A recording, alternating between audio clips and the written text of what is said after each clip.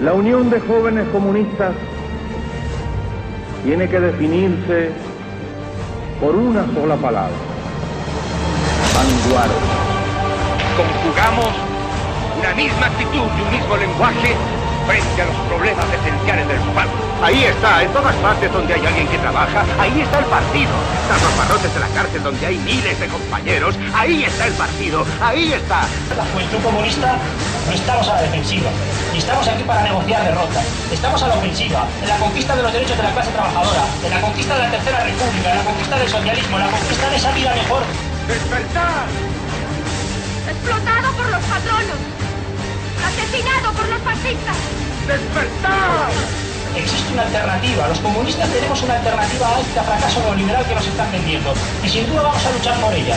Sepan que no se van a enfrentar con señoritos, sepan que se van a enfrentar con hombres. Forte il pugno che colpirà in ogni paese, in ogni città. Chi cammina sopra i corpi, violenta le culture. Martes 2 de julio de 2013.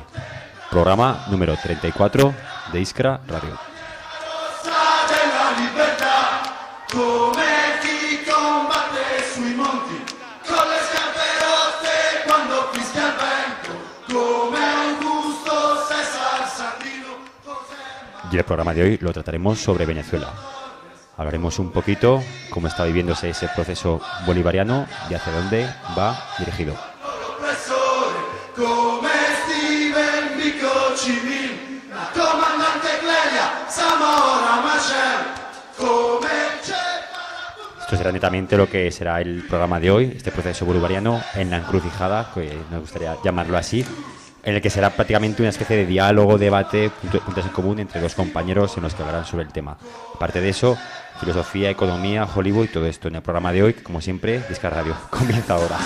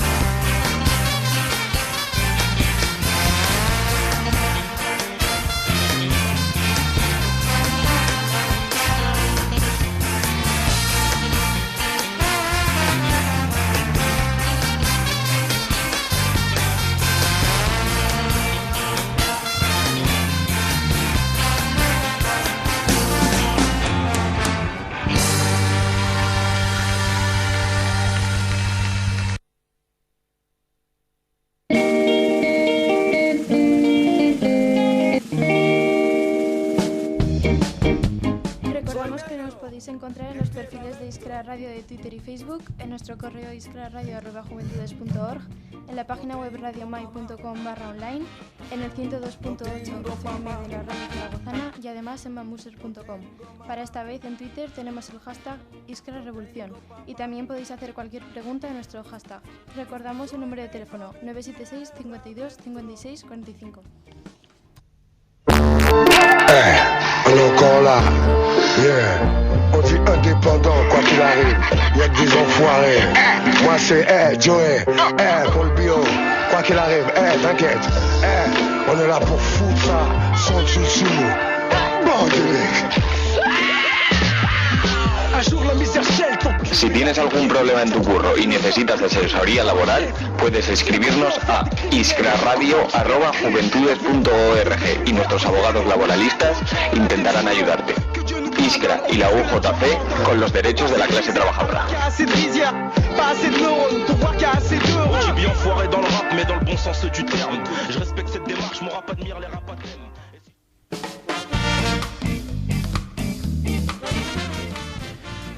Y vamos a empezar un poquito ya a manejar el programa de hoy.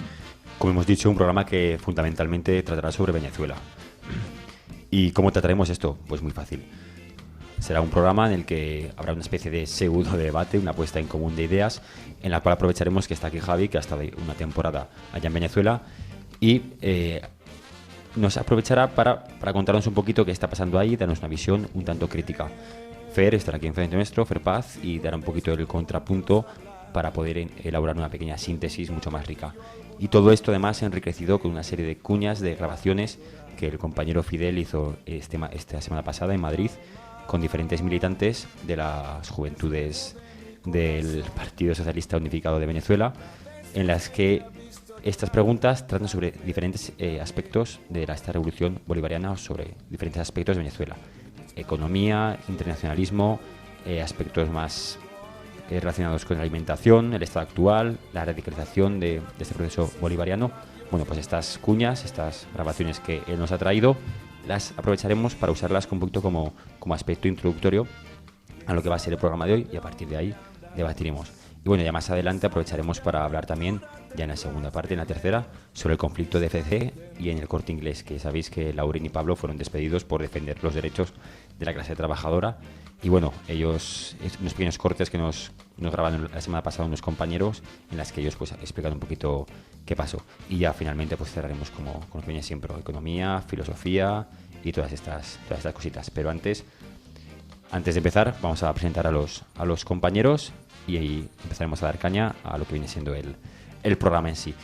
Primero presento a Javi, que como sabéis ha estado en Venezuela. ¿No es así, Javi? Sí, señor.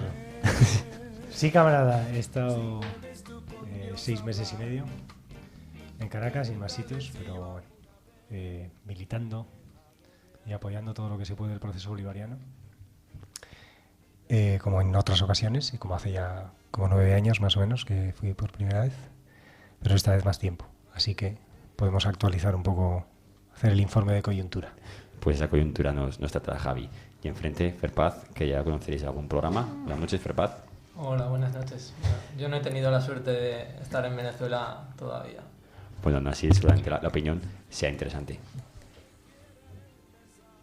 Precisamente en este momento, después de la victoria electoral del 14 de abril, el proceso bolivariano se encamina hacia un proceso intenso de rectificación de errores y de profundización de los importantes cambios que estamos llevando a cabo en distintas materias, en lo social, en lo económico, en lo político.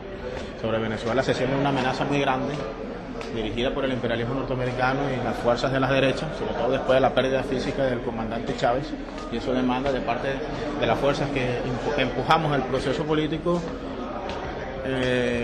unir fuerzas para su defensa, pero esa defensa no se expresa solamente en la movilización de calles para neutralizar la acción de la derecha, sino también en acciones que nos permitan profundizar y radicalizar los cambios de la sociedad venezolana, sobre todo en el campo económico, donde aún preservamos mucho de la estructura capitalista heredada por los gobiernos de la derecha que durante mucho tiempo gobernaron nuestro país.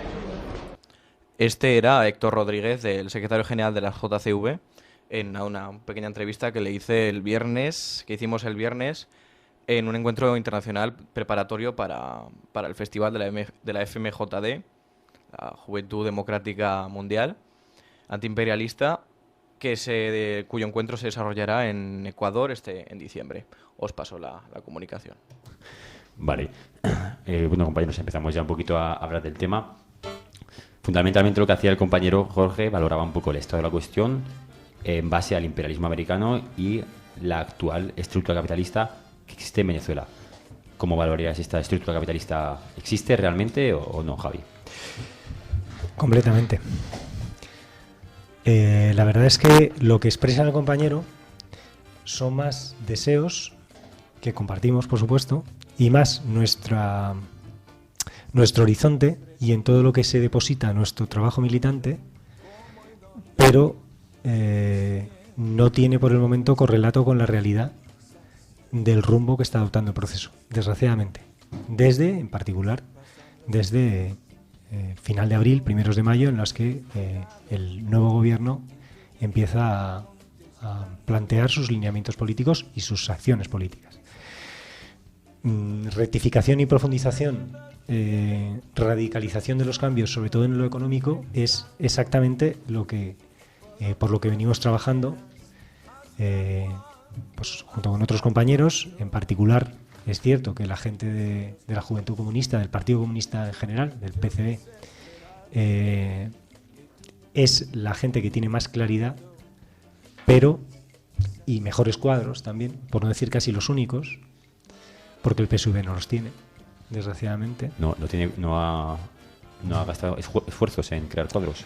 No, el PSV se ha conformado como una tremenda maquinaria electoral, de alguna manera obligado por las circunstancias, en cierto modo, y en otro cierto modo por una falta de disciplina, de trabajo, de orientación y de convicción en la importancia de la formación. El PSV se ha convertido, como digo, en una maquinaria que refleja muy bien el proceso por el cual la dinámica electoral ha suplantado a la política, en muchos aspectos. 18 procesos electorales en 14 años son muchos. Los cambios que se han pretendido hacer son muy profundos, no tanto como nos gustaría, ahora hablamos de eso, pero son muy importantes, son decisivos a la hora de analizar el continente, pero esa dinámica electoral ha pervertido de muchas maneras la manera de hacer política en general. Podríamos decir que el afán por ganar las elecciones se ha sustituido al afán por hacer un derribe del sistema capitalista, de cierto modo. Bueno, es que el PSV, como sabéis, es un partido nuevo y la primera tarea de un partido que se pretenda serio tiene que ser la formación. En eso parece que estamos claros. No la única, pero una tarea fundamental. Esa no se ha hecho. Además de que tenemos como 8 millones de militantes supuestos afiliados al PSV, y tuvimos 7,5 millones de votos, para empezar, es algo un dato que tenemos que dar, pues ese partido no se ha fortalecido ni como una estructura verdaderamente de transformación, con la suficiente autocrítica y con la suficiente, siquiera con el suficiente nivel político como para poder hacer esa autocrítica. Entonces ahora mismo está supeditada a esos ritmos, y bajo el chantaje, diríamos casi, de no podemos darle herramientas a la derecha ni dejar un cabo suelto para que nos ataquen por allá, resulta que se ha marginado a la parte más consciente, más crítica, más radical, en este caso, de la estructura. Y otra pequeña cuestión. Hablaba el compañero en esta grabación que el Estado siga siendo netamente capitalista. ¿Por qué? ¿Por qué se da ese caso?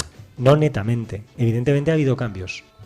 Pero comentábamos el otro día en una charlita y en la Pantera que en torno al 70% de la economía sigue en manos de la burguesía.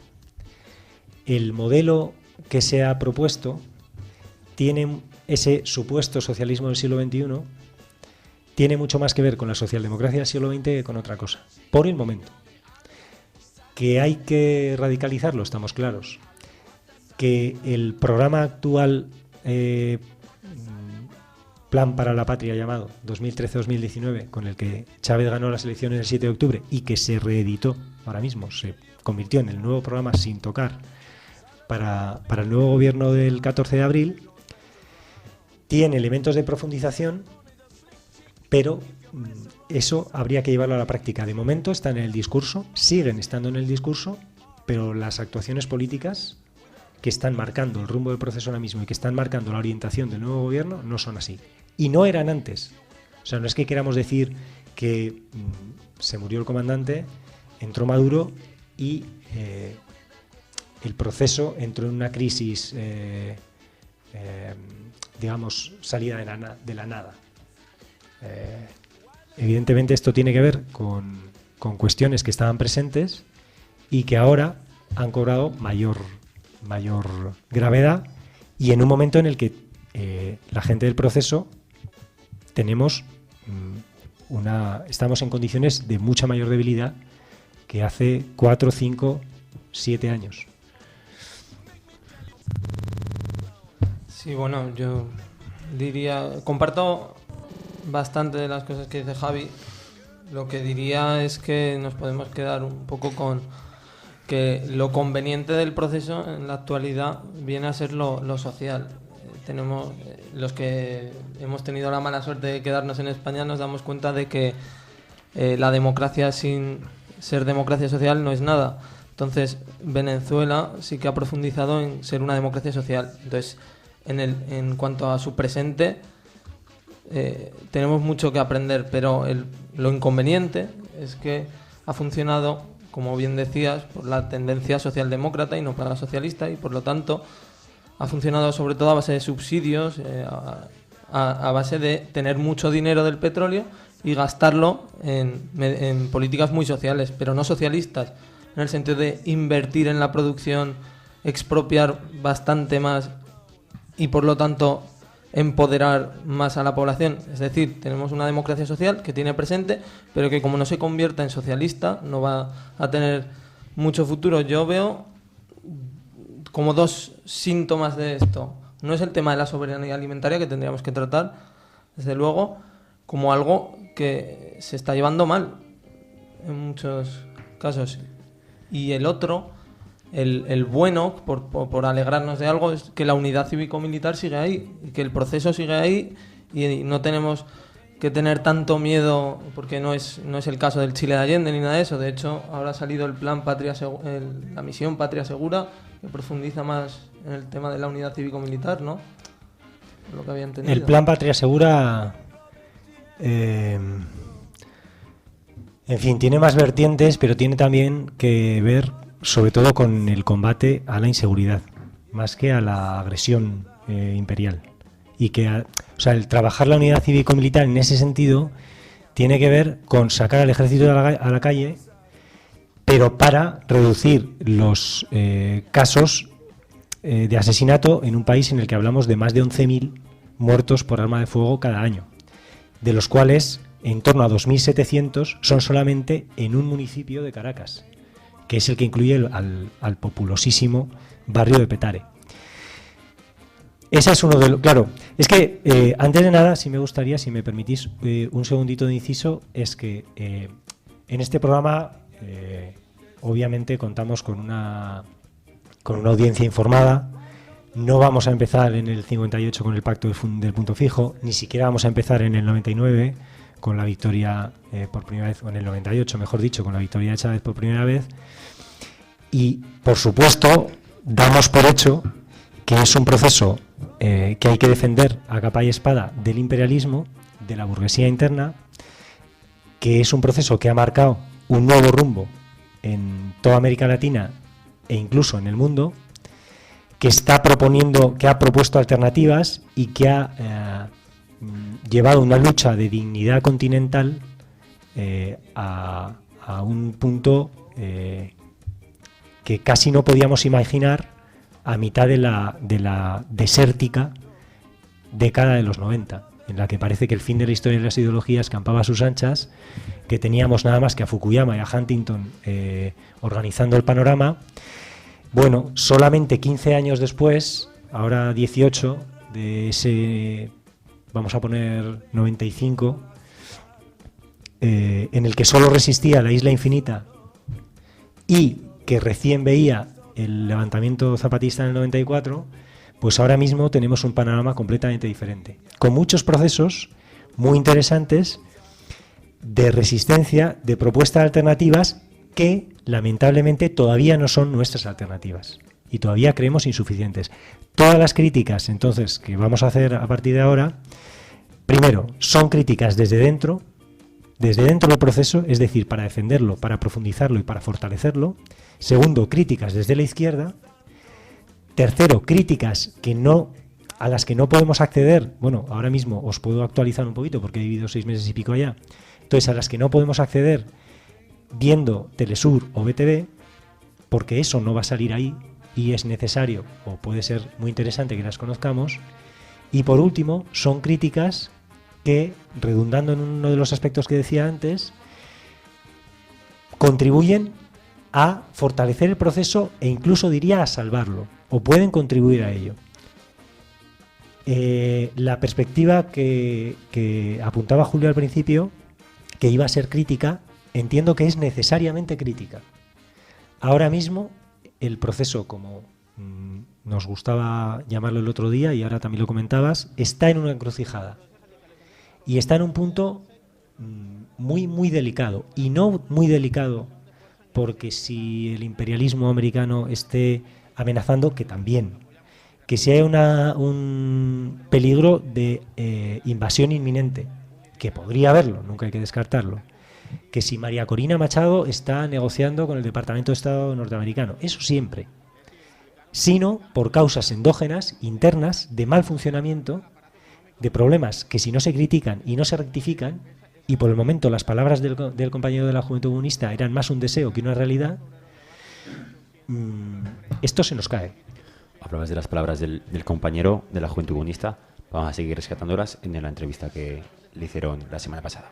Bueno, ese proceso de radicalización solamente puede darse si logramos una nueva correlación de fuerza en el seno del contingente de movimientos sociales y de partidos políticos que apoyamos y respaldamos al proceso.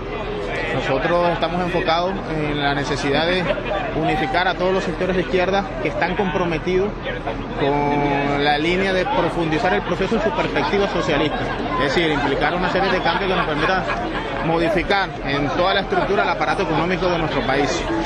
Entonces, esa radicalización solo es posible si nosotros logramos unificar al movimiento obrero, elevar su nivel de conciencia, ponerlo al frente de las luchas políticas y sociales, y si logramos efectivamente construir esa correlación de fuerza favorable a los intereses del movimiento que se propone abrir perspectiva socialista al proceso venezolano. Sin esa nueva correlación de fuerzas será imposible, indudablemente, eso que llamamos radicalización y profundización. Rescatábamos un poquito la idea, primero correlación de fuerzas y segundo radicalización y profundización. Claro, yo creo que tiene toda la razón el compañero, porque, bueno, entre otras cosas, quien no haga la crítica es que no quiere ver la realidad. Si en 2006 el PSUV tenía el apoyo del 62 en las presidenciales, el año pasado perdió 7 puntos y se quedó en el 55. En cuestión de meses, Maduro perdió 5 puntos y ganó con el 50,6. Es decir, la crítica es totalmente necesaria y si no la hacemos a tiempo se nos caerá el proceso de las manos. Y esto, la economía es algo demasiado importante como para dejarlo en manos del capitalismo. Me gustaría entrar un poquito en lo que viene siendo la correlación de fuerzas, Javi, ¿no? ¿Cómo vendría esa correlación de fuerzas actualmente? Bueno, desde el punto de vista que comenta el camarada, está delicada. En sentido de que, también de acuerdo, también comparto la idea que él menciona, de que es necesaria esa unidad de todas las fuerzas que está por profundizar la vía socialista. Por el momento están relativamente dispersas, pero agitándose.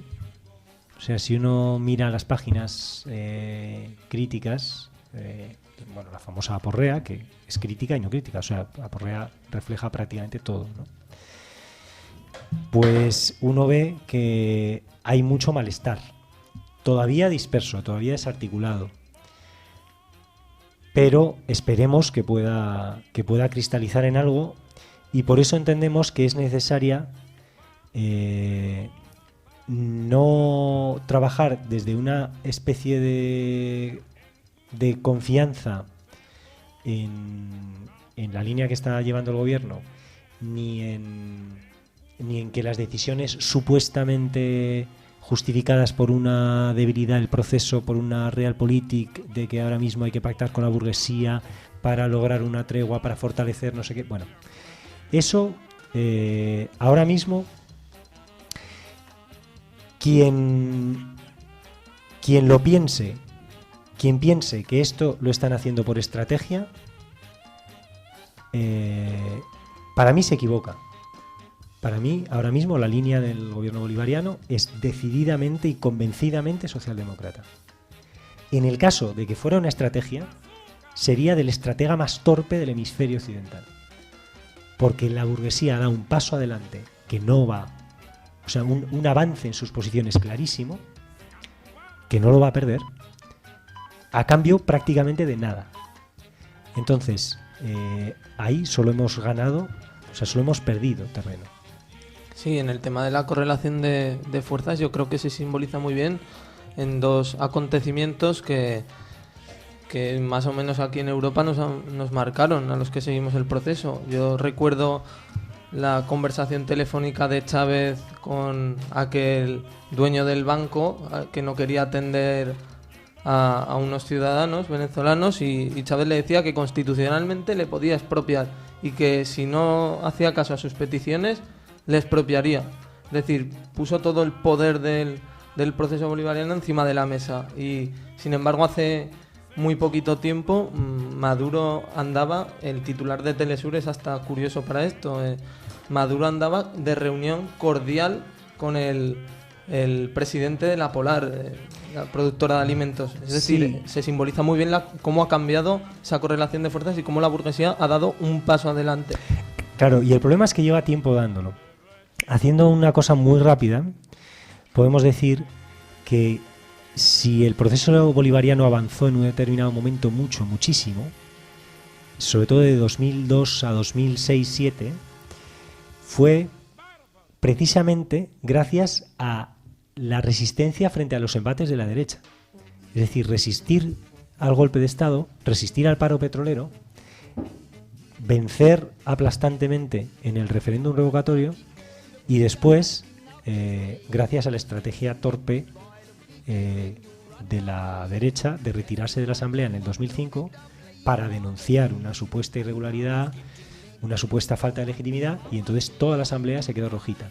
Después de eso, Chávez saca, como comentaba el compañero, un 62% en diciembre de 2006, y en ese momento lo tenemos todo, absolutamente todo. Y en ese momento, paradójicamente, es cuando se empieza a frenar el proceso, a estancar el proceso, a frenarse e incluso, en algunos aspectos, a retroceder. ¿A retroceder en términos de que se desmontasen los planes sociales? Evidentemente no. ¿De que se siguiese expropiando incluso alguna pequeña cosita? No, se siguió haciendo, aunque pocas. Pero a retroceder en el sentido de que si no se avanza, la burguesía te acaba comiendo. Acaba cobrando cada vez más fuerza, tenían muchísimos más beneficios las empresas privadas, la guerra económica cada vez la hacían mejor, tenían tiempo para reconstruirse en un momento en el que estaban completamente destruida la derecha, desarticulada, sin un candidato, sin una unidad, pegándose todos entre todos. Entonces, el hecho de que de un 62 a un 55 se haya bajado en los años en los que lo has tenido todo a tu alcance, ejército, poder ejecutivo, poder legislativo, por supuesto toda la legitimidad y todo el apoyo popular, todo el dinero del mundo a través de los ingresos petroleros para llevar a cabo planes sociales, incluso aunque no expropiases todos los medios de producción. En ese momento es cuando se debieron hacer, se debieron profundizar los cambios, y ahí se impuso las tendencias socialdemócratas, que en este caso convergen con las líneas más posmodernas, todas las influencias de Negri, todas las influencias de los Monedero, de las Harnecker, de los incluso de muchos asesores de CEPS, de acá del Estado español, de muchas otras partes, de la propia visión de Chávez, de la propia visión de la gente del gobierno.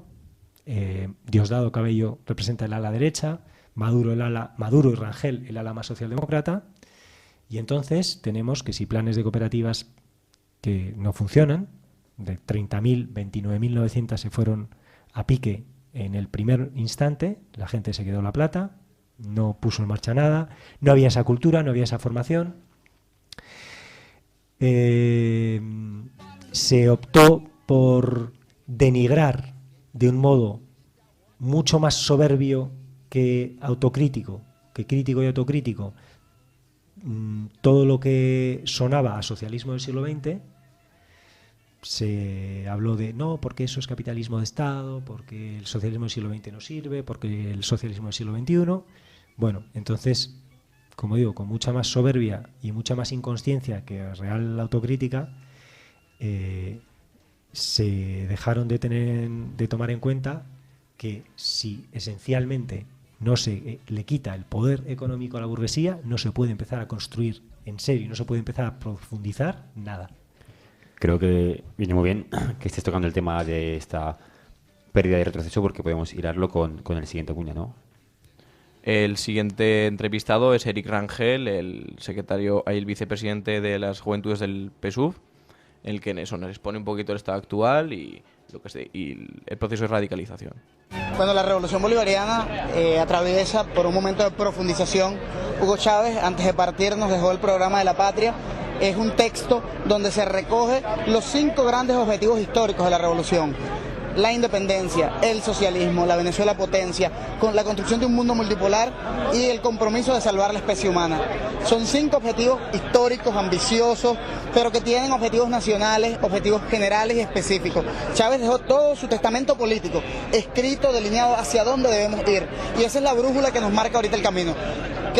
¿Cuál es el reto principal que tenemos ahora? Seguir fortaleciendo el poder popular, transferirle más poder al pueblo, que el pueblo eleve sus niveles de conciencia y el pueblo se empodere, o más bien retome lo que siempre ha sido de él, el poder, porque eso es la característica de una democracia participativa y protagónica como la que vivimos en Venezuela, donde la gente tiene la responsabilidad de avanzar en la profundización de la revolución y sobre todo trascender el modelo rentista, que es uno de los grandes nudos de la revolución. El hecho de que nosotros tengamos tanto petróleo ha hecho de nuestra economía una economía rentista poco productiva.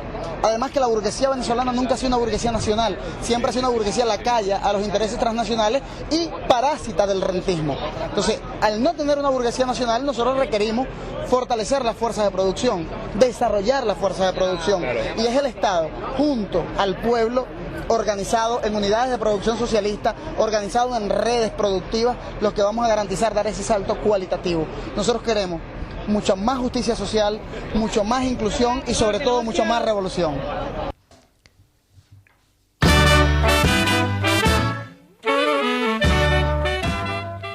La verdad es que este final de la intervención del camarada con fanfarrias casi nos viene al pelo. Acaban ustedes, camaradas, de escuchar lo que es el PSUV. Y claramente hemos podido observar la diferencia entre lo que dice el camarada de la Juventud Comunista, del PCB, y de la Juventud del Partido Socialista Unido de Venezuela. Uno habla con la necesaria autocrítica de unificar las fuerzas de izquierda, de lo que tenemos que hacer, de los objetivos en torno a la construcción de ese socialismo, y el otro habla, como aquí hemos podido ver, de que estamos como si estuviera sucediendo de verdad, estamos profundizando, menciona como un loro el plan para la patria,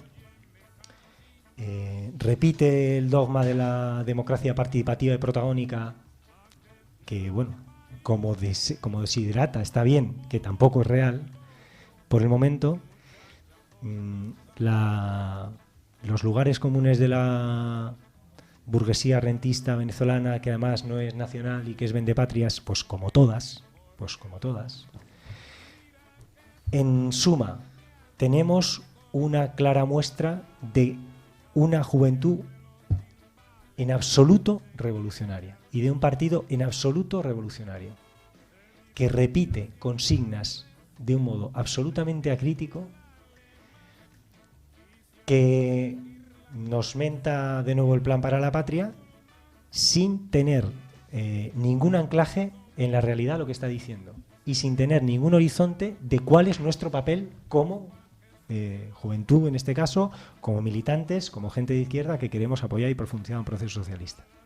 Javi, que yo diría que, bueno, la perspectiva histórica que tengo yo es que mucho menor era la democracia participativa y protagónica cuando muchísimas cotas de población no estaban ni siquiera censadas antes, cuando había gente viviendo en chabolas con techos de chapa que daba 60 grados, eso, y que así sí que es imposible participar y protagonizar la democracia venezolana y sobre todo, yo diría, cuando había tantísimas cotas de analfabetismo en la población. Es decir, la crítica a que no es lo suficientemente participativa y protagónica, si queremos utilizar esos términos, yo la veo porque hay que hacerla para seguir adelante, pero hay que tener perspectiva histórica, creo. Venezuela con estos temas nos ha dado muchísimas esperanzas al resto del mundo. Sí, lo que pasa es que, vamos a ver,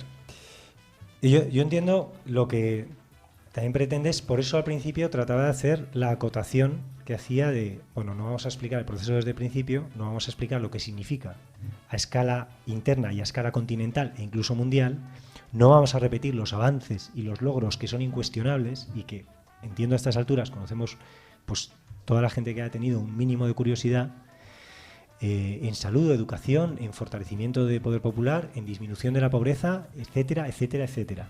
Ahora bien, no ya es que todavía exista todo eso, por supuesto, sino que lo que hay que cuestionar es cuál es nuestro papel y qué tenemos que decir. Y si ahora la juventud del PSV, y no solo la juventud, sino el PSV al completo, y mucha otra gente que no son en absoluto revolucionarios, que no son en absoluto militantes, que, bueno, os podría decir, nadie del PSV sale a pegar un cartel si no les pagan. Esto os lo digo así. Una cosa es la estupidez que dice la derecha de que manifestaciones masivas y multimillonarias y millonarias de gente que salía a apoyar el proceso, que si eran pagados por el gobierno, que si no sé qué estupidez. Y otra cosa es que mucha gente de la maquinaria del PSV no son militantes, ni saben lo que es militar. Este me parece un caso de alguien que, si estás defendiendo de cara a, no sé, estás discutiendo en la Gran Vía de Zaragoza o de Madrid frente a un facha o lo que sea, pues son cosas que le puedes repetir entre nosotros, para nosotros, y allí, desde dentro, no tiene ningún sentido. Y además no es verdad. ¿Eso qué significa? Que si seguimos repitiendo de un modo grandilocuente, vacío y falso, que estamos profundizando el proceso, que vamos a mejor, que el plan para la patria y que no sé qué chorradas que no se están cumpliendo y que se va en dirección contraria, el proceso se nos cae, la gente va a seguir perdiéndose porque, vamos a ver, antes mencionábamos los porcentajes electorales. Del 62 se baja al 55. ¿Cómo es posible si lo tenemos todo y si además se están implementando misiones y grandes misiones increíbles? Por ejemplo, la Gran Misión Vivienda. La Gran Misión Vivienda. ¿Cómo es posible? De hecho, si a lo largo del 2012 no se hubieran puesto en marcha 4 grandes misiones, el propio Chávez hubiera tenido una victoria mucho más ajustada si es que hubiéramos ganado. Ahora bien, meses después tenemos un 50,6. Y gracias. Y se voltea muchísima gente, incluida muchísima gente a la que se le ha regalado casas. No voy a dar el dato, el otro día lo dábamos, con un núcleo electoral con 2.600 votantes de Misión Vivienda, es decir, que antes vivían en chabolas y el gobierno les ha regalado una casa equipada, regalada, de los cuales 1.200 le habían votado a Capriles. Bueno, eso tiene que ver con cuestiones prepolíticas, que son las que hay que analizar en Venezuela para entenderla, de muy largo calado, de muy difícil transformación, eso es cierto. O sea, nadie dijo que fuera fácil, pero el proceso bolivariano ha tenido condiciones objetivas, lo que han fallado son las subjetivas, poniéndome clásico, pero condiciones objetivas ha tenido mejores que ningún otro proceso de transformación revolucionaria, o como lo queramos llamar, de la historia. Toda la plata del mundo, el apoyo de las Fuerzas Armadas, todo el apoyo del poder popular, O sea, la Cuba del año 60 hubiera soñado con la mitad de lo que tuvo esta gente. Pero las condiciones subjetivas no están. Aparte de que en este caso haya muchísimas diferencias, la burguesía no se fuera toda a Miami, sino que se haya quedado dentro y además saboteando, etcétera, etcétera, etcétera, etcétera. Pero en el 60, por establecer la comparación, aunque sean procesos diferentes, y con esto acabo, a mitad del año 60, en Cuba se habían expropiado todo lo estratégico y todas las tierras. Y ahora, en Venezuela, 14 años después, o incluso, podríamos decir, a la altura del 2007, 9 años después, teniendo absolutamente todo y el camino expedito, y 6 años por delante de una legislatura completa, sin el riesgo a perder unas elecciones claves, no se profundiza. No se profundiza y se sigue permitiendo que la burguesía tenga la mayor parte de los medios de producción, incluyendo, y de modo, digamos, central, la producción y la distribución de alimentos. No, que yo en eso sí que te doy toda la razón. Ahora se ha tomado la tendencia socialdemócrata y creo que es un error claro. Hablaría de, quizás en lo económico la burguesía se ha quedado en Venezuela y además está saboteando actualmente y campa un poco a sus anchas, y en lo ideológico además se ponen el traje de herederos de Simón Bolívar, incluso juegan a la ambigüedad, cogen todos los personajes, todos los mitos de la izquierda transformadora y los usan, dicen que no van a quitar las misiones, dicen muchísimas chorradas y hay gente que se lo está creyendo. Y claro, eso yo creo que se está siendo poco inteligente a la hora de combatirlo. Claro, es que están utilizando tácticas remozadas al más puro estilo fascista. Es decir, robarnos nuestros símbolos, al modo que el mono obrero, o sea, que la camisa azul falangista era del color del mono obrero, o que la bandera nazi era roja, obviamente por los motivos que era, ¿no? Decías que estrategia fascista. ¿Hay un fascismo en Venezuela? Sí, sí, claro, claro. O sea, digamos que no hay una sola derecha, e incluso en eso Maduro es tremendamente torpe. Porque con sus declaraciones lo que hace es darle una especie de unidad a la derecha en lugar de tratar de dividirla. Y hay varias derechas en Venezuela. Es decir, si volvieran los adecos, el partido AD, ¿sabéis? Acción Democrática, como la socialdemocracia, entre comillas, venezolana, el hermano del PSOE, por decirlo, el PSOE venezolano, está claro que los adecos, si volvieran, volverían a plegarse a los deseos de la burguesía, a los planes imperiales, privatizarían lo que tuvieran que privatizar, pero de otro modo muy diferente al que seguramente lo hará o lo haría Capriles o Leopoldo López. ¿Cuál que sería, son el área ¿cuál sería la fórmula de Capriles y Leopoldo López? Por decirlo rápido y mal, si ganan nos matan a todos. Esto es así. O sea, habría racias en los barrios, estamos seguros. La privatización sería instantánea. O sea, el desmontaje de todo lo... Porque como hay muchas cosas que no son sólidas, que son estructuras paralelas, que no son realmente transformaciones de fondo, eso se desmonta muy rápido. Además, en un país con tanta indisciplina, tanto desorden, tanta falta de trabajo, de coherencia, tanta corrupción. Corrupción estructural, molecular. No de los altos cargos, no de la derecha, no solo, sino estructural.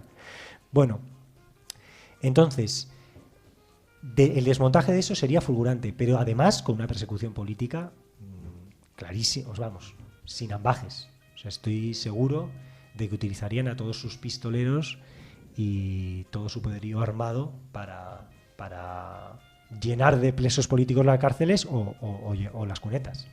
Con esta reflexión vamos a dar pie a un tema que tienen preparado los compañeros y refrescamos un poco la cabeza y continuamos con este proceso.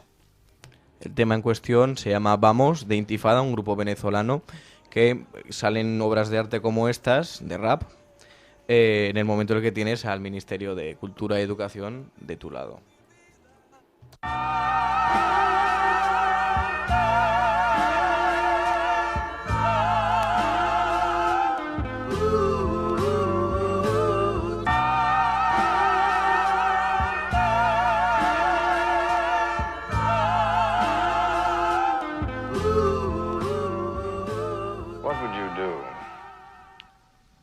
ferocious enemy suddenly started coming at you, armed to the teeth and ready to kill you.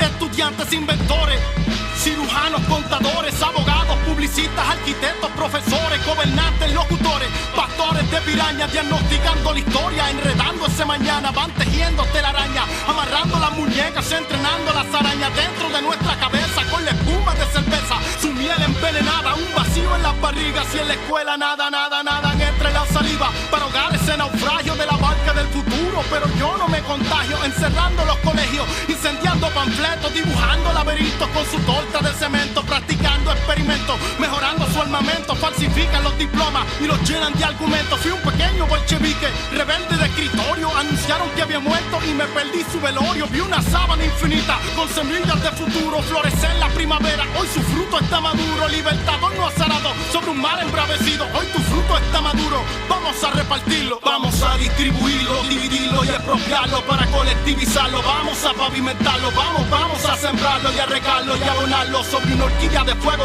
para jamás olvidarlo. Distribuirlo, dividirlo y expropiarlo para colectivizarlo, vamos a pavimentarlo, vamos a sembrarlo y a regarlo y abonarlo sobre una horquilla de fuego.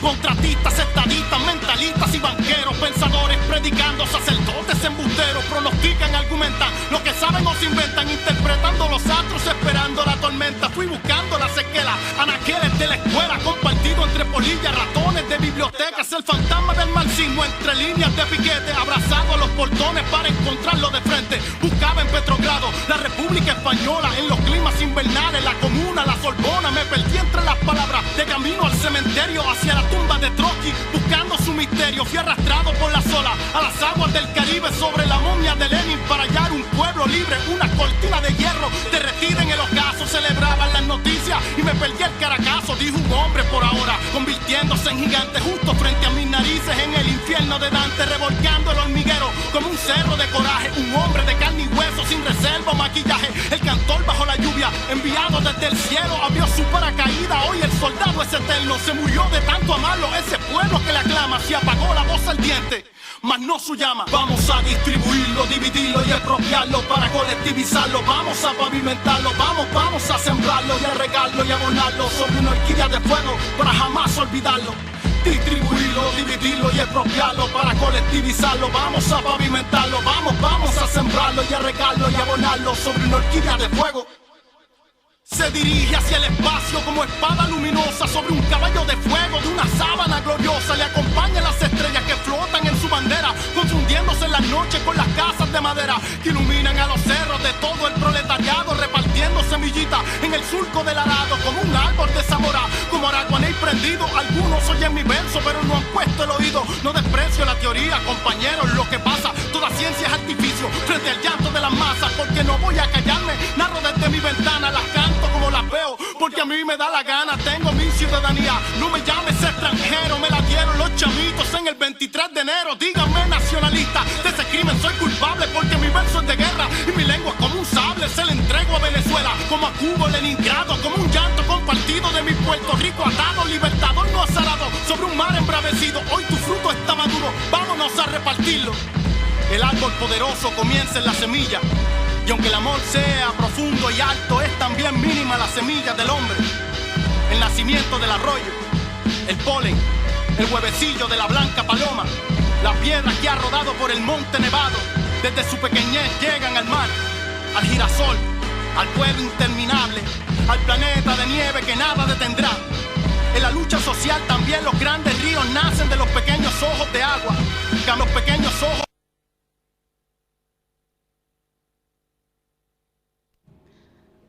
Bueno, ahora tenemos algunas preguntas de Twitter. Víctor pregunta, si el fascismo obtiene apoyo popular, ¿podrán las Fuerzas Armadas de Venezuela parar el golpe de Estado, ya sea militar o electoral? Bueno, si es endógeno, claramente sí. Obviamente no lo va a ser. Ahora mismo hay varias tendencias dentro de la derecha y además se desarrollan, digamos, de modo paralelo. Una es la guerra económica de fondo, el minar el proceso cada día más, generar descontento, generar intranquilidad, generar problemas que acaban con la paciencia de la población, y por otro lado está la vía dura, digamos, de acelerar el cambio, acelerar incluso los conflictos en la calle que pudieran justificar una intervención externa. Ahora mismo la correlación de fuerzas adentro de Venezuela, incluyendo lo cívico e incluyendo lo militar, sobre todo lo segundo obviamente, no es suficiente como para un golpe de Estado. Claramente, un golpe de la derecha. Ahora bien, una de sus estrategias, como sabéis, es crear desórdenes y crear conflictos suficientemente potentes y crear violencia como para justificar una intervención externa, y de eso también se habla mucho, de una segunda Libia, una segunda Siria, en fin. Eso sí podría ser. Y además, por supuesto, con el apoyo de otras fuerzas reaccionarias del continente, pues entre otras del ejército colombiano, si fuera necesario.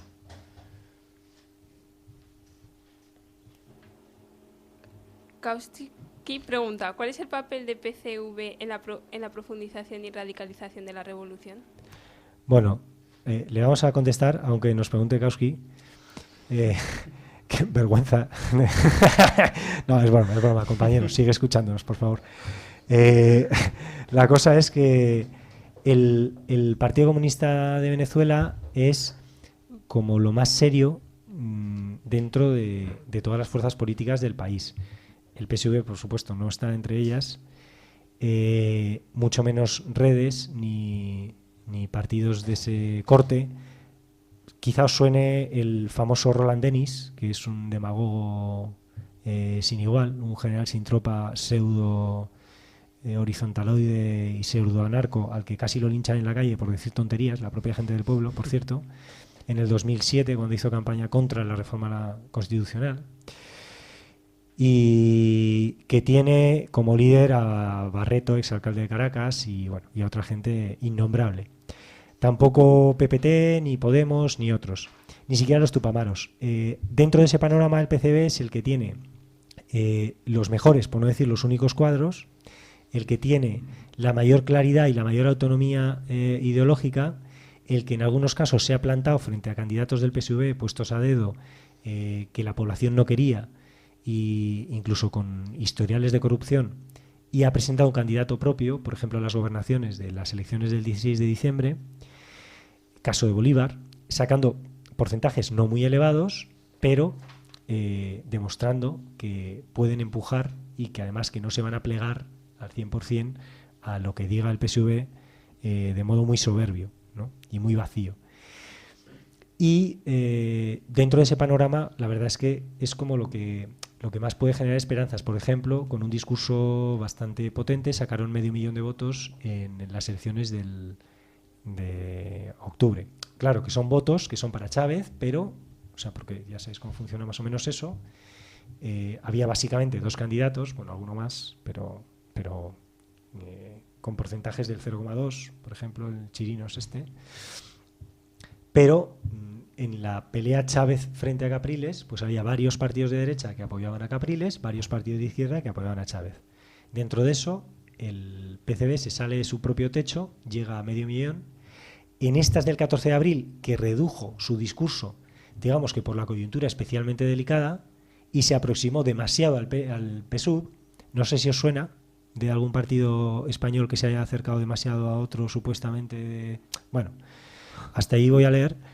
En los momentos en los que pierdes tu propio discurso, el PCB volvió a perder masa electoral y volvió a 200.000. Efectivamente, si a la gente le da igual votar una cosa que otra, y en este caso realmente da igual, pero simplemente son indicativos de, son también cosas que ayudan a pulsar cómo es la correlación de fuerzas dentro de eso que antes mencionaba el compañero de la Juventud Comunista. Bueno, vamos a continuar con el programa. Vamos a continuar con... No hay más preguntas por aquí. Una más. Pues adelante.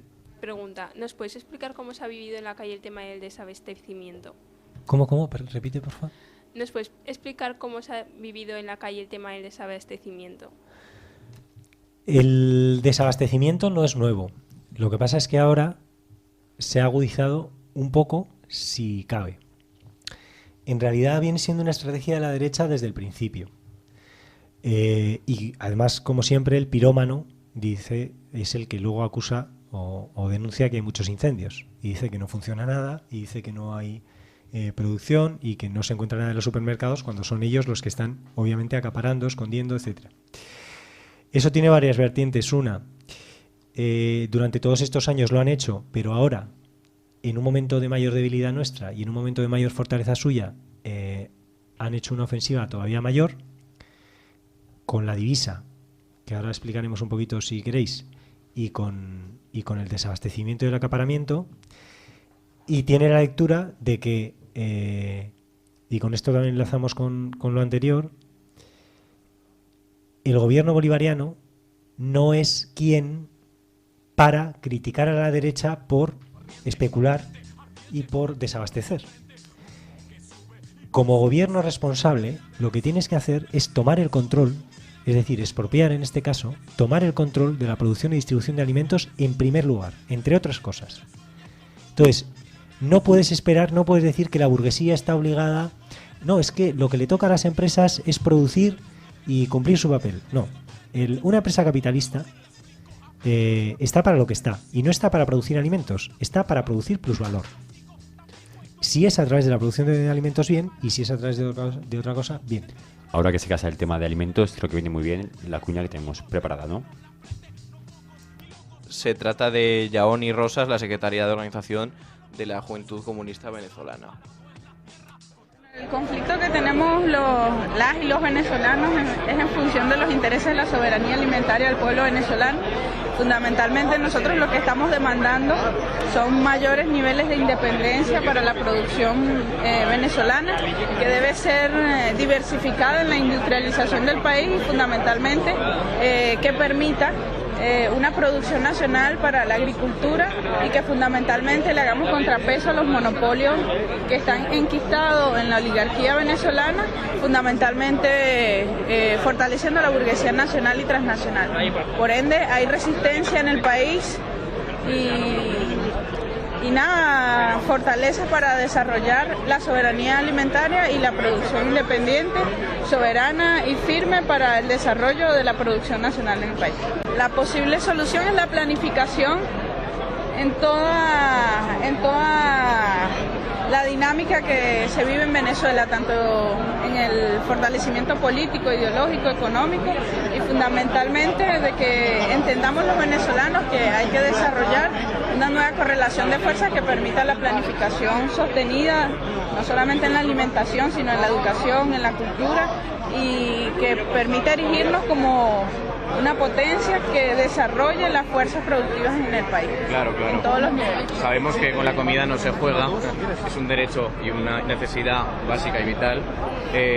Podríamos hablar, por lo tanto, de un futuro proceso de un mecanismo de expropiación. Nosotros creemos firmemente de que hay que unificar criterios para el desarrollo del sostenimiento productivo en el país, sí, pero debe darse con los pequeños, los medianos productores, pero también con una planificación sostenida para la implementación de una gran industria que permita la diversificación de la economía, porque nosotros no podemos expropiar sin una fundamentación y un sustento que permita erigir la soberanía alimentaria. Claro, genial. Y ya el último de todo, ¿cuál es el trabajo internacional que hace Venezuela dentro de la FMJD? Bueno, nosotros somos miembros plenos de la Federación Mundial de Juventudes Democráticas desde 1947 y fundamentalmente estamos basados en la ideología marxista-leninista que promueve el internacionalismo proletario y que fundamentalmente nosotros en lo interno de nuestro país desarrollamos una ofensiva antiimperialista que permita llegarle a la juventud venezolana para ampliar la solidaridad internacional y bueno, fundamentalmente el movimiento de los festivales nos garantiza llegar con mayor amplitud a las fuerzas juveniles que hacen vida no solamente en el país, sino en el continente, y fundamentalmente fortalecer el principio de la lucha antiimperialista de los pueblos en función de los intereses de la justicia, la paz y la solidaridad. Genial, genial. Y por último, un mensajito que quieras enviar a la Juventud Comunista Española o a la Juventud Española. Bueno, enviarle a la juventud comunista y a los jóvenes de España que se interesen cada día más por la formación ideológica, que se interesen por la historia de sus pueblos y que fundamentalmente nos sirva a los jóvenes de España para desarrollar la lucha, para unificar criterios y para fortalecer y redoblar los esfuerzos que permitan hacer el contrapeso contra el imperialismo. Genial, genial. Claro, el tema de la Polar es el que más nos puede estar preocupando ahora, pero lo que aquí vuelve a triunfar es la vertiente socialdemócrata del proceso y que pretende controlar la producción de una empresa capitalista en vez de expropiarla y producir desde la democracia socialista y no desde la empresa capitalista, porque la empresa capitalista produce pensando en la reproducción de capital, no produce pensando en que con esos alimentos va a abastecer a un pueblo.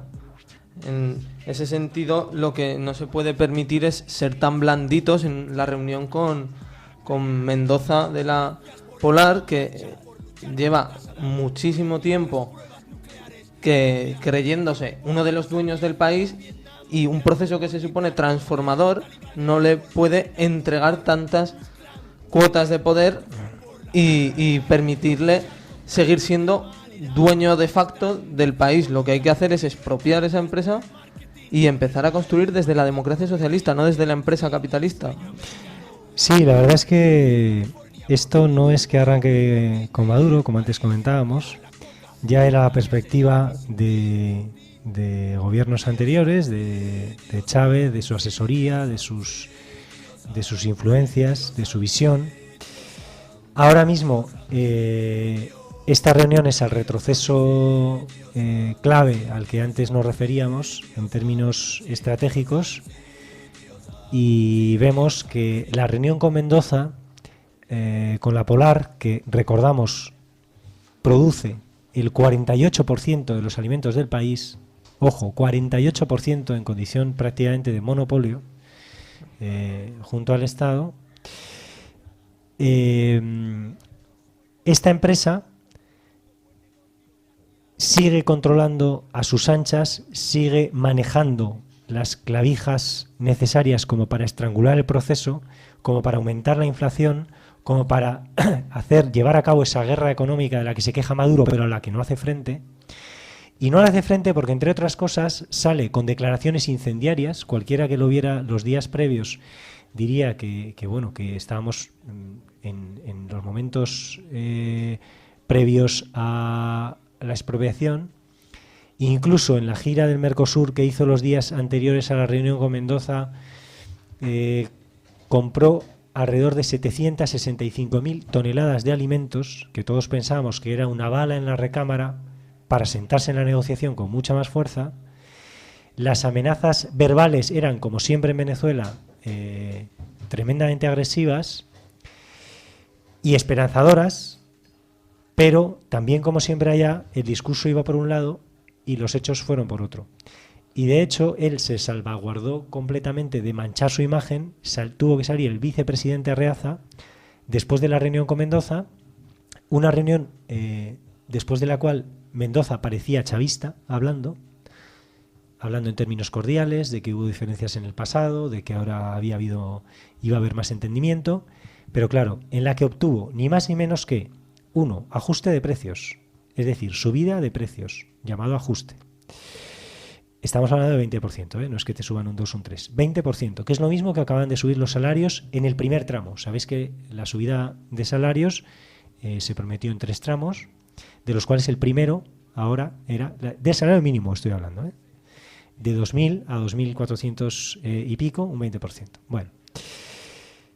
Segundo, se le concedieron subvenciones a la producción. Tercero, exenciones de impuestos a los productores. Y cuarto, mayor capacidad de acceso a las divisas a esos mismos productores. No sé si os suena esto, pero ni siquiera son medidas socialdemócratas. Esto, señores, es la PAC. Y esto, a quien más le puede sonar, es a la duquesa de Alba. Entonces, todas esas medidas de refuerzo a la empresa Polar fueron gravísimas, fueron un retroceso, no tienen nada estratégico y, como decía antes, si lo ha diseñado algún estratega, es el más torpe que podemos tener en nuestras filas o un infiltrado. Y además de eso, es solamente el primer paso de muchos que siguen la misma línea. Seguramente el peor, seguramente el más grave. Pero hablamos de negociaciones del ministro de Industria, Ligera y Comercio, que según lo que tengo entendido es uno de los más firmes, pero bueno, está cumpliendo órdenes. Me refiero a Meléndez, que llega también a pactos, a acuerdos con las empresas productivas de otros sectores. Al ministro Izarra, que este sí que no tiene nada de firme, ya sabéis que de 14 años o 13 años o los que llevasen la CNN, de repente por un papel medio digno en el golpe de Estado del 2002 y medio protagonista, y por ser hijo del comandante Izarra, pasa a ser ministro de Información, con un papel nefasto, por cierto, y ahora es ministro de Turismo. Bueno, llega también a entendimientos con las empresas privadas.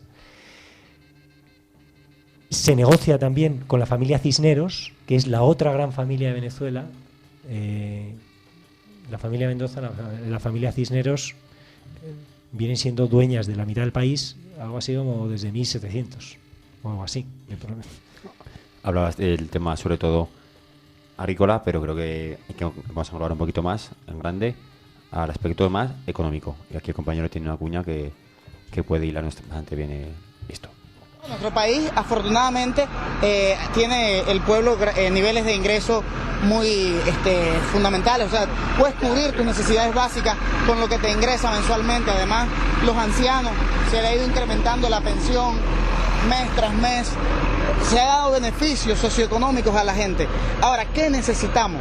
Necesitamos pasar de ese estadio de ir saldando la deuda social a potenciar las capacidades del pueblo. Un pueblo que produce, un pueblo que transforma, un pueblo que revoluciona. La revolución, eso sí, no tiene un punto final. Nuestra revolución se reinventa permanentemente y pasamos pues en lo que Chávez decía, las 3 R's: revisión, rectificación, reimpulso. Todo lo que se deba revisar lo haremos y lo estamos haciendo. El presidente Maduro tiene un combate contra la corrupción, un combate contra la delincuencia, que son flagelos que afectan a la sociedad venezolana, porque nuestra revolución tiene profundas contradicciones, profundos problemas, pero que estamos seguros que lo vamos a resolver dándole más poder al pueblo. Y hay otras 3 R's que también incorporó Chávez, que es la repolarización, la repolitización. Son necesarias para nosotros. Repotenciar el espíritu combativo del pueblo, repotenciar las ideas y sobre todo formar a la gente, porque hay muchos valores necesarios del socialismo que la gente debe ir aprendiéndolo en la lucha diaria, porque como decía José Martí, hacer es la mejor manera de decir. Sí, bueno, a mí lo que dice el compañero del PSUV, bueno, no has dicho la cifra, pero yo he leído por ahí que la inversión que le ha prometido Maduro al de la Polar era de 140 millones de bolívares, que no es poco. Pero bueno, para centrarnos en la economía, yo diría que sí que se han hecho avances. Por ejemplo, en el índice de Gini, en 1996 era del 0,62, muy alto, y ahora es récord de América Latina, que el índice de Gini, como sabéis, mide la desigualdad social. Es un crecimiento inclusivo el que ha hecho Venezuela, y ahora es del 0,41, es decir, un 0,2 que ha bajado. Está muy bien, pero lo que no se puede decir es que se está actualmente mejorando, porque no es cierto. La vertiente socialdemócrata, entre otras cosas, lo que tiene es haber disparado la inflación. Una inflación que en 1996 era de más del 100%, sí, pero que habían conseguido bajar, como bien decía mi compa Javi, que en 2006 estaba en términos del 10, del 20, pero es que ahora se prevé para este año que esté en el 40%, por lo que tengo entendido. Y encima, discutiéndolo antes fuera de antena con Javi, aún me lo pintaba peor. Es decir, no se puede pretender decir que estamos mejorando. Claro, hay una cosa. Primero que, como vemos, este tipo vuelve a repetir el dogma de que hay que fortalecer el poder popular para resolver todo. Bueno, eso es, insisto, el dogma de los pseudo-anarcos negristas posmodernos, que niegan, siguen esquivando la cuestión fundamental, que es arrebatarle a la burguesía su poder económico, y hablan de que la única solución a los problemas de Venezuela y que la pieza clave para fortalecer el proceso es transferir poder a las comunas. Bueno, sobre el tema de la construcción del poder comunal habría muchísimo que hablar, un programa entero quizá, y para reflexionar. No nos podemos detener ahora en eso, pero lo que sí es cierto es que sobre el papel es una medida buenísima, todo lo que significan los consejos comunales, la construcción de las comunas, etcétera, pero eso no lo puedes hacer, y sobre todo el poder productivo, si no tienes poder productivo que transferir. Entonces, si no has tomado el control, no lo puedes hacer. Esto que hablabas de dar poder a las comunas me parece muy interesante, porque podemos ligarlo a muchas ideologías que a día de hoy podemos encontrar, por poner un poco de nombre, en la Magdalena o en ciertos ámbitos que conocemos que apoyan un poco el que viene siendo que se dé un poder a aspectos locales muy concretos en vez de fortalecer un poco una estructura del Estado. ¿Podríamos hilarlo? Es que no sé si es tanto una estructura del Estado, pero en un momento en el que tú tienes el control de un Estado y lo tienes como nunca jamás se ha podido tener, con los elementos que antes decíamos, en términos objetivos, aprovechar la oportunidad para arrebatar a la burguesía, o sea, desperdiciar esa oportunidad, significa que ahora el proceso esté en la UCI. Cuando digo en la UCI no estoy siendo catastrofista. La gente allí, la gente más consciente, más de izquierda, está diciendo esto se nos cae. O sea, dentro de 3 años perderíamos el revocatorio si llegáramos, estrepitosamente. Si llegáramos. Pero la mayoría de la gente estamos temiéndonos que podemos no llegar, porque pueden hacerlo ingobernable antes de eso. Ingobernable en términos de una invasión, por poder podría ser. Sabemos que el imperio puede funcionar de muchas maneras, pero en términos de que la inflación es, como no os podéis imaginar, de que los salarios no alcanzan, de que los problemas económicos son brutales, de que la moneda paralela, que es la que marca los precios, sabéis que hay mercado negro, mercado paralelo de divisa, porque hay un control de cambio. Ese antes estaba en unos términos en los que podíamos decir estaba el 100% por encima del valor oficial. Podíamos tener el dólar a 4,30 y el valor en el paralelo en 9, 10 bolívares antes de las elecciones del 10 de octubre, o sea, del 7 de octubre. Ahora mismo el dólar paralelo está en 30. Es decir, 4 veces y media el valor del dólar oficial. En 30 mínimo. Ahora, los precios suben de acuerdo con la moneda paralela. Y eso es una excusa para la guerra económica de la burguesía, que sigue controlando también el comercio exterior, que sigue controlando las importaciones, y por lo tanto pone esa excusa permanentemente para subir unos precios, que asfixian a la población. Si no tienes acceso a divisa, no te alcanza el salario. Y ahora mismo la subida en el caso de los profesores universitarios está pactada un mínimo del 75% ya, que decimos nosotros, una subida salarial del 75%, pero qué locura. Pero claro, es que el tramo inferior cobraba 3.300 bolívares, con los que no vives, os lo aseguro, y el doble, que es lo que pueden llegar a conseguir, 75 y hasta un 100 en un segundo tramo, sigue siendo un salario bajo respecto a cómo va la inflación. Esa inflación, ese 40% que se puede prever oficial para este año, es falso también, es falso. ¿Por qué es falso? Porque a la estadística se le hace decir lo que quiere. Uno, haciendo medias ponderadas entre cosas que tienen más valor y menos valor, según te interese, según suba, por ejemplo, el valor de la casa o el valor de la comida en la calle, de lo más básico, de la arepa, de la empanada, del almuerzo, que es lo que más afecta a la gente, del transporte. Pero, además de eso, es que no cuenta el 40% de la economía, que es economía informal. O sea, solo está contando ese 60%. Dentro de ese porcentaje oficial ya es falsa, ya es manipulada. Por deciros un dato, cuando yo estuve en 2008, el transporte urbano, las busetas urbanas, valían medio bolívar. Ahora vale 5. Estamos hablando de un 1000%. ¿Por qué se ha dado ese aumento? 1000% en 5 años.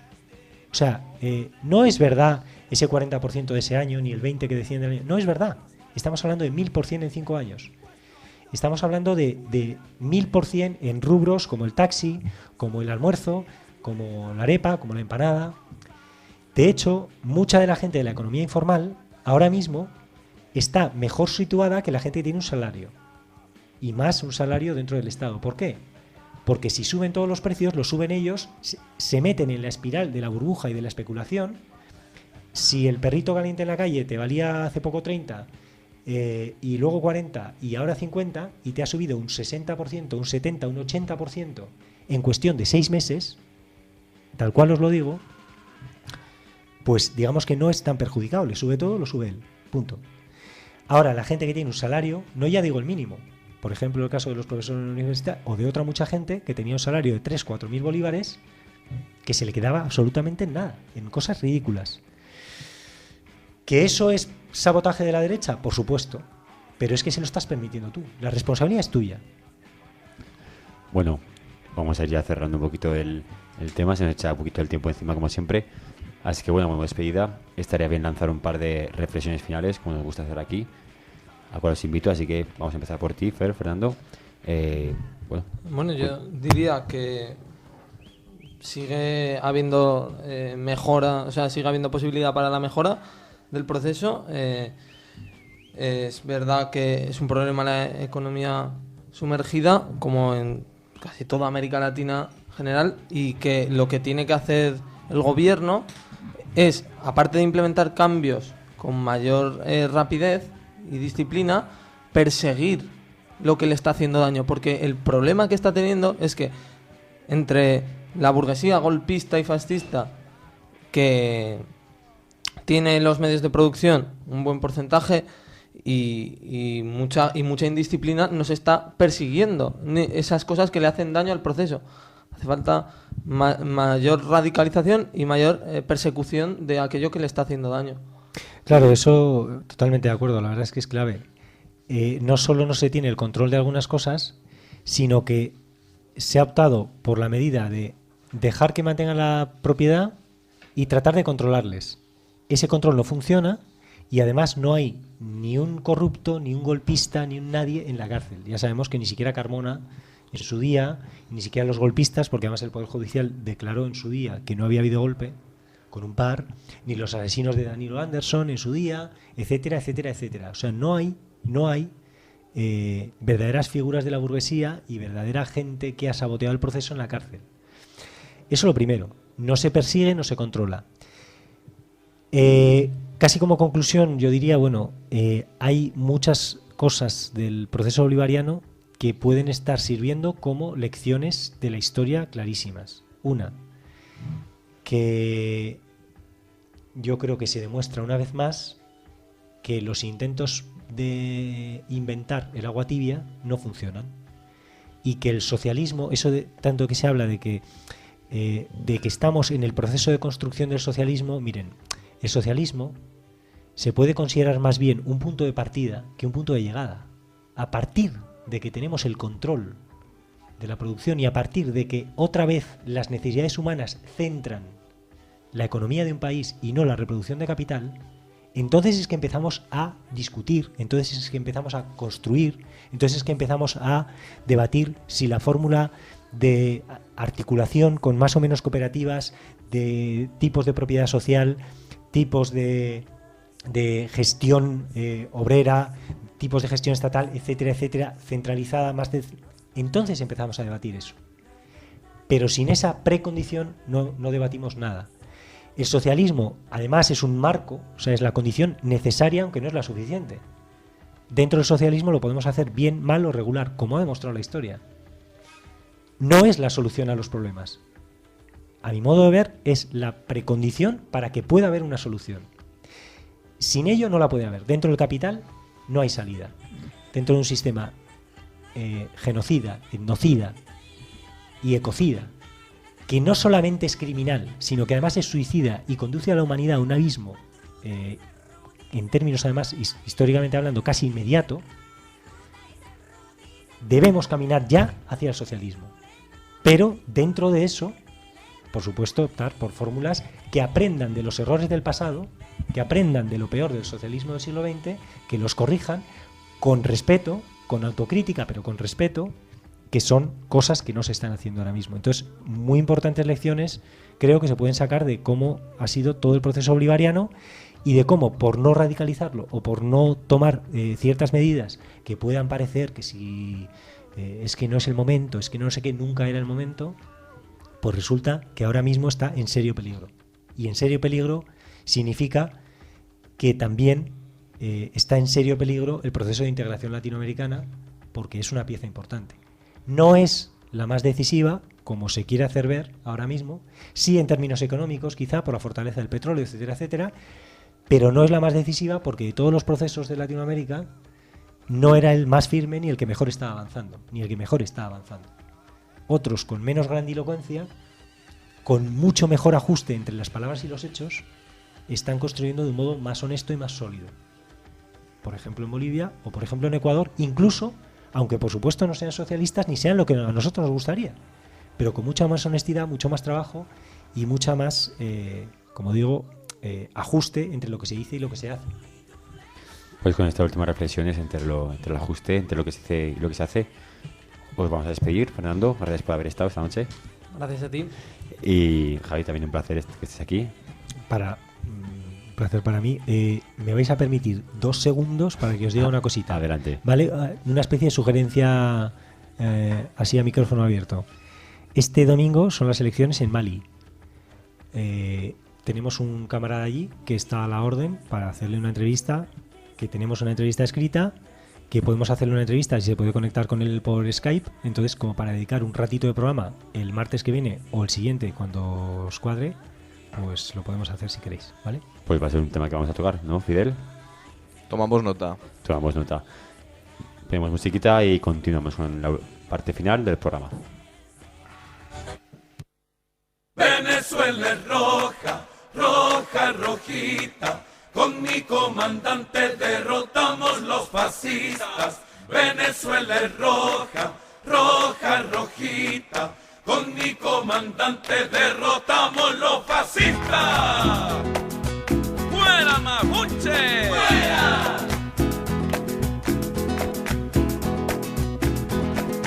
Fuera los guariberos, los hijitos de mami, que gustan del saboteo. Los que nos quitaron las bonitas navidades con el paro petrolero.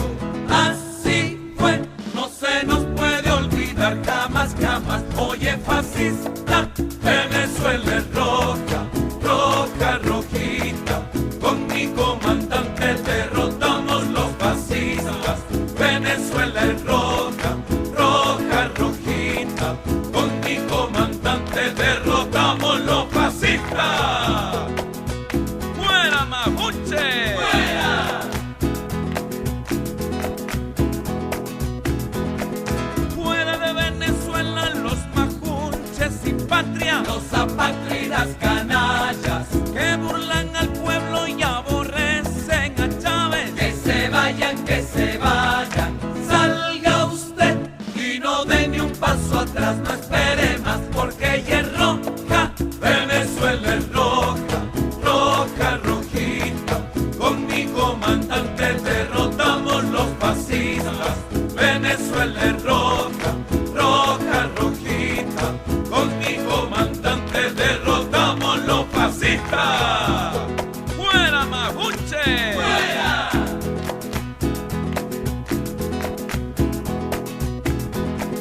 Ya no somos los mismos que engañaron y mataron. Ahora la esperanza crece. Somos combatientes y se atreven otro 11. Les daremos otro 13. Vengan pues, que los vamos a... Escuchen bien que somos rojos. Venezuela es roja, roja, rojita.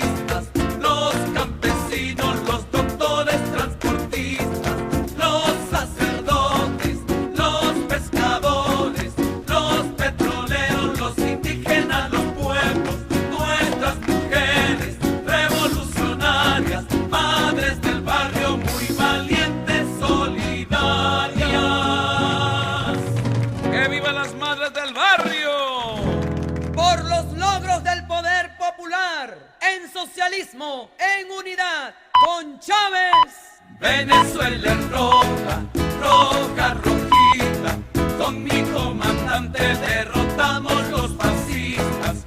Venezuela es roja.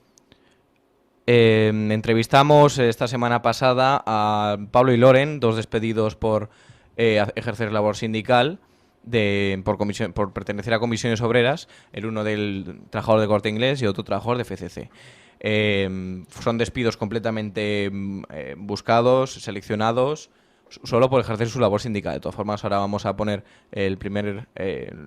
varias grabaciones que les hicimos explicando su situación particular y las acciones que se llevan a cabo.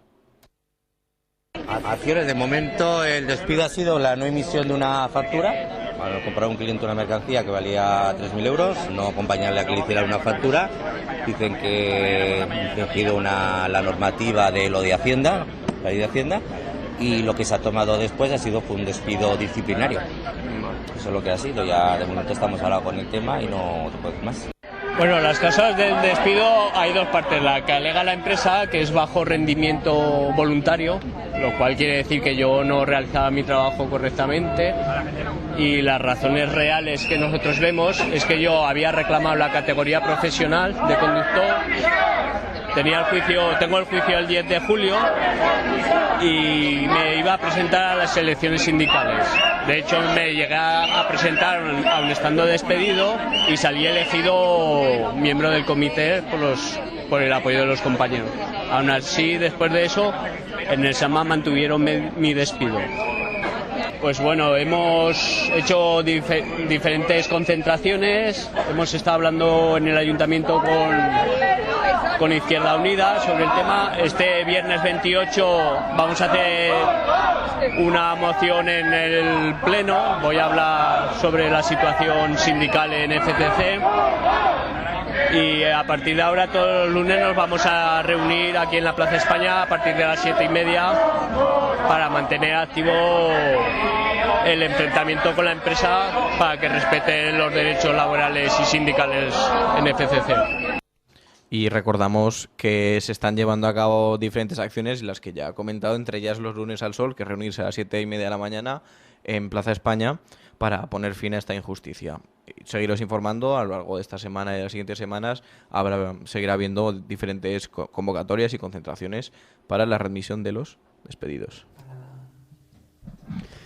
Y ahora vamos a entrar con un par de apartados. Por un lado, la redacción, que lo conocéis ya, y luego atacaremos por memoria histórica. Venezuela otra vez. Venezuela, como siempre, en el ojo del huracán. Y los medios de comunicación, o más bien miedo de comunicación, al acecho siempre. Ocurría con Hugo Chávez, ocurrió con su muerte.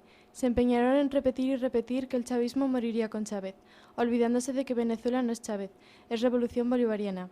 Como ocurrió en la Unión Soviética, ahora los libros de historia se empeñan también en repetir que se vivía en un régimen personalista con Lenin y luego con Stalin. Ahora mismo los que crean la historia actual son los medios de comunicación y vemos cómo repiten los mismos esquemas, las mismas ideas y las mismas críticas a los que no se amoldan al sistema capitalista. Chávez murió, pero no Venezuela. Y claro, Chávez murió sin nombrar sucesor porque no era un dictador y hubo elecciones. Las mismas pautas se repiten. La oposición y los medios adeptos dicen que no son elecciones justas. Pero hay un recuento. Y queda como resultado margen de error cero. ¿Se hace con los medios internacionales? No, claro que no. Difama que algo queda. No solo eso, los 8 muertos en los disturbios ocurridos después de las elecciones no eran de la derecha, eran del PSV. Y casualmente tampoco se dijo nada en los medios. ¿Alguien va a rectificar? Obviamente no. Pues es una prueba más de que los medios no son neutrales. Ya han elegido su lado de la trinchera. Esto, más que una pregunta a los cómplices, es una pregunta a los ingenuos. ¿Aún sigues esperando una disculpa? Y otra reflexión para los que aún creen que la conspiranoia es una enfermedad de Facebook. Para los que creen que Estados Unidos es un país más del resto del mundo, inocentes de sus intenciones. Para los que no creen de su participación en golpes de Estado como el de Chile, Honduras o la muerte del Che, por nombrar simplemente algunos. Para ellos y para todos, doña María Corina Machado, diputada de la derecha en Venezuela por el partido Mesa de la Unidad, reconoce en una grabación clandestina la intención del imperio yanqui intensar Venezuela hasta un golpe de Estado. ¿Conspiración dónde? Texto extraído a través de la redacción de www.laredaccion.org, una organización que, como sabéis, colabora con nosotros. De la misma forma que colabora un compañero que se llama Arturo con su blog del carburante de la historia, y nos ha preparado otro texto sobre Nelson Mandela, que ahora está un poquito en boca de todos, ya que está en una situación bastante grave de salud. Y vamos a saber un poquito quién es Nelson Mandela. Hey, listen, man. But this song is not dedicated to Desmond Tutu. Desmond Tutu want free no nation. His word has not come true, no sense of revelation. He's got a Nobel Award for his partial solution. We're real fighters around the persecution. Nelson Mandela nació en julio de 1918 en Sudáfrica. Aunque fue expulsado de la universidad por su activismo político, se licenció como abogado en 1942. Ingresa en el Congreso Nacional Africano, un partido político que nace con el objetivo de defender los derechos de la mayoría negra sudafricana. Este partido es fruto de la unión sindicalistas, socialistas y comunistas que aún las reivindicaciones de los negros sudafricanos. El racismo fue inherente al colonialismo y al imperialismo del siglo XIX, sobre todo entre los colonos holandeses, los afrikaner, que pretendían crear una Sudáfrica segregada, similar a un sistema esclavista donde los blancos fueran los privilegiados. En 1948 el partido afrikaner gana las elecciones gracias a una perversión de la ley electoral e imponen su legislación racista que se resume en 3 puntos. Los negros no podían votar ni ser elegidos. Se crean estados para negros, similares a las reservas de los indios americanos. Los negros no tienen permitidos entrar en zonas de la gente blanca, ni usar el mismo transporte público, ni abrir negocios reservados para blancos. Se prohíbe incluso matrimonios entre personas blancas y negras. La principal consecuencia es la segregación y la tremenda desigualdad entre las diferentes etnias. El poder lo ostenta la población blanca afrikaner. El sufrimiento del pueblo negro le lleva a la acción política y a una tremenda campaña de desobediencia civil. Mandela sufre la prisión por primera vez en 1956, siendo liberado en el 61. Su salida de la cárcel coincide con la matanza de Sapperville, en la que 70 sudafricanos con asesinatos por el gobierno afrikaner cuando se está manifestando contra el apartheid. Tras este terrible suceso, los partidos de oposición se unen en una nueva estrategia de resistencia armada. Mandela participa de ella y finalmente es hecho prisionero. Es en estos momentos cuando Nelson pasa a ser conocido en todo el planeta, como símbolo de la lucha por los derechos civiles. En 1986, el nuevo presidente anunció la liberación de Mandela y la apertura de un nuevo panorama político sin apartheid.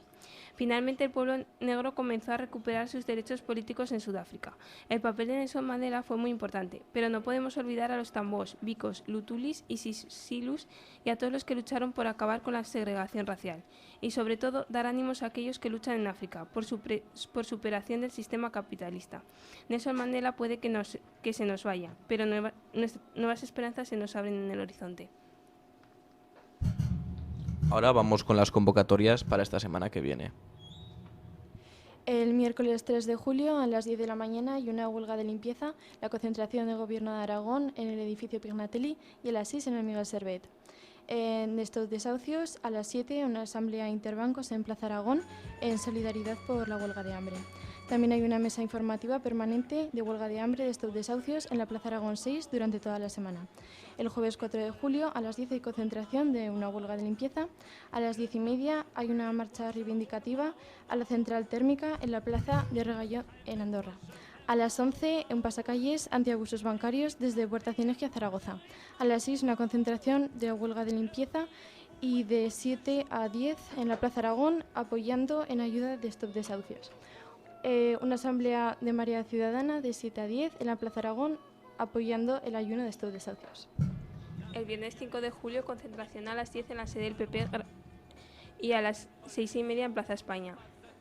El sábado 6 a las 7:30, concierto de apoyo a los 5 anarquistas detenidos en el Centro Social Ocupado Quique Mor. El domingo 7 de julio, concentración ayuda por el ayuno de estos desahucios en Plaza Aragón. Hay una exposición de Palestina, una mirada a la injusticia, hasta el 31 de julio, de 4:30 a 10 de la noche en la Asociación de Vecinos Montes de Torrero. Bueno, vamos cerrando ya el programa, como siempre, primero agradeciendo a todas las personas que nos habéis escuchado, agradeciendo a los que nos habéis enviado las convocatorias, que cada vez hay más gente que nos envía las convocatorias, incluso a mí me ha llegado una hace un rato por teléfono móvil, así que gracias, Nacho. También gracias a los que enviáis las preguntas por Twitter y también a los que comentáis el programa, dando un poco más de riqueza al programa, es bastante importante. Y bueno, y finalmente, recordad como siempre que la utilización del género masculino a lo largo del programa no supone en absoluto quitar peso al género femenino. Nosotros nos reafirmamos en nuestra política feminista como siempre, pero reconocemos que el idioma castellano tiene esa problemática a la hora de llevarla a cabo. Presentamos el próximo programa que hablará sobre ecología, el de este martes, pero antes de este martes estará este jueves y como sabéis reemitimos el programa, no solo los jueves a las 12 de la mañana, sino que ya cuando queráis escucharlo lo tenéis en nuestros podcasts, en nuestro podcast, en la página web que conocéis todos y es muy sencilla, es iskraradio.org. Nos despedimos felicitando a Jorge por el marrón que le ha tocado como nuevo secretario político de la UJC en Aragón. Nos vemos la semana que viene y bueno, pasad buena semana. Cerramos con una canción del infinito Silvio Rodríguez. Ojalá que dé, buenos frutos este camino.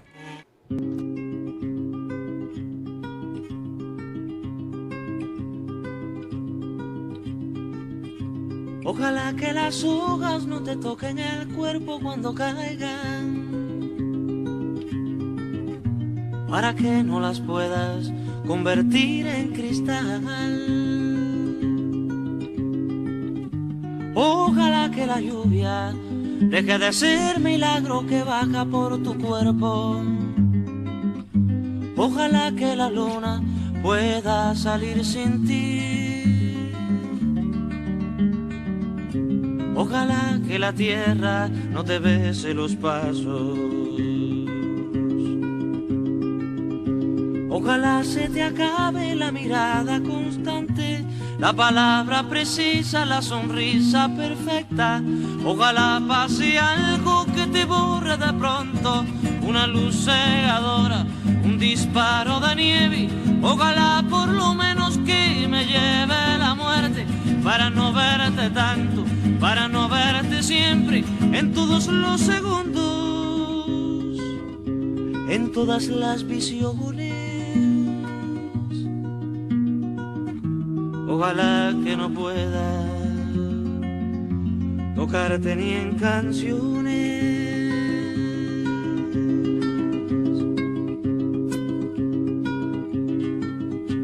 Ojalá que la aurora no dé gritos que caigan en mi espalda. Ojalá que tu nombre se le olvide a esa voz. Ojalá las paredes no retengan tu ruido de camino cansado. Ojalá que el deseo se vaya atrás de ti, a tu viejo gobierno de difuntos y flores. Ojalá se te acabe la mirada constante, la palabra precisa, la sonrisa perfecta. Ojalá pase algo que te borre de pronto, una luz cegadora, un disparo de nieve. Ojalá por lo menos que me lleve la muerte, para no verte tanto, para no verte siempre, en todos los segundos, en todas las visiones. Ojalá que no pueda tocarte ni en canciones. Ojalá pase algo que te borre de pronto, una luz cegadora, un disparo de nieve. Ojalá por lo menos que me lleve la muerte, para no verte tanto, para no verte siempre, en todos los segundos, en todas las visiones. Ojalá que no pueda tocarte ni en canciones.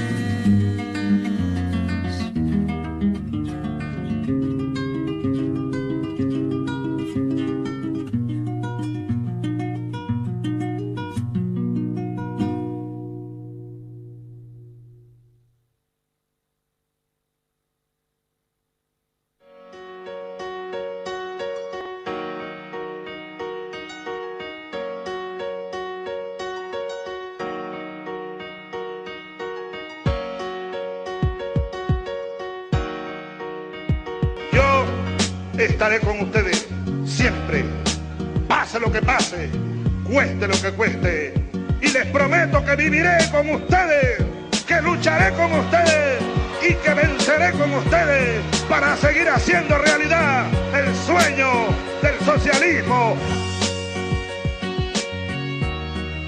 Conecta con Iskra Radio todos los martes a las 10:30 de la noche en Radio Mai, en el 102.8 de la FM, o a través de www.iskraradio.tk.